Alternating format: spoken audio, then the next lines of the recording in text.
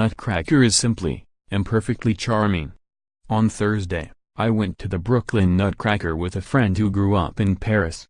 A cosmopolitan balletomane, he can compare New York City Ballet and American Ballet Theatre not only with each other but also with the Paris Opera Ballet and other top troupes. He enjoys disagreeing with me about the relative merits of Swan Lake productions. Before the show, he issued strong views on the sanctity of Tchaikovsky's score. The Brooklyn Nutcracker, a 2016 production of Brooklyn Ballet, conceived and choreographed by Lynn Parkerson, the company's founding artistic director, is being performed at the Irondale Center, just a 6-minute walk from the Brooklyn Academy of Music. Neither of us had been there before. The audience sits on 3 sides of the open stage, and no seat is far from it. There is no curtain or orchestra pit, so we knew the dancing would be to recorded music.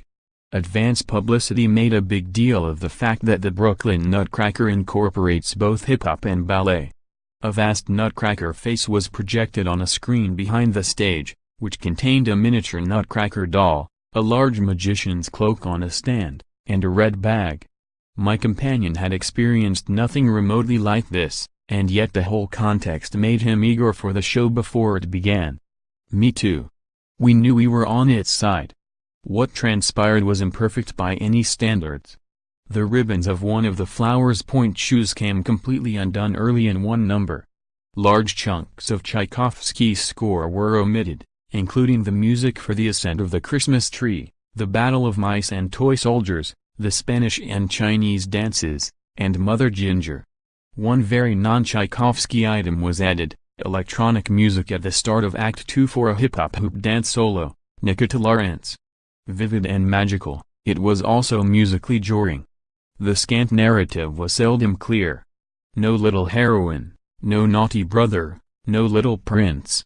The magician Herr Drosselmeyer gave out Christmas gifts from that red bag, a maid and butler officiated, but no parents were in view. Yet the real pleasure I took from this nutcracker was not just a matter of downscaled expectations. Drosselmeyer, Michael Fields, who is also a collaborating choreographer for the production, and some of his colleagues made musical sense of all the physical isolations of hip-hop. Their flexing deepened their characters' mysteries appealingly. The marzipan dance had 4 women dancing ballet and 3 in hip-hop style in witty counterpoint. The dance patterns of the Waltz of the Flowers, choreographed by the dance historian Claudia Jeschke with Miss Parkerson, are based on ones from 19th century archival drawings. The Brooklyn Ballet has a good track record in restoring lost dance information to the stage. Ingrid Silva, from Dance Theater of Harlem, was the Sugar Plum Fairy. Petite and quietly self-possessed in manner, she's an impressively strong technician with apparently effortless feet turns. The often acrobatic Snow Podida danced, as in so many productions, to the transformation music in Act 1, was performed by Maiko Kawamura and C. Francis Laird. The way Mr. Laird stands, partners and dances is of unusual elegance and distinction.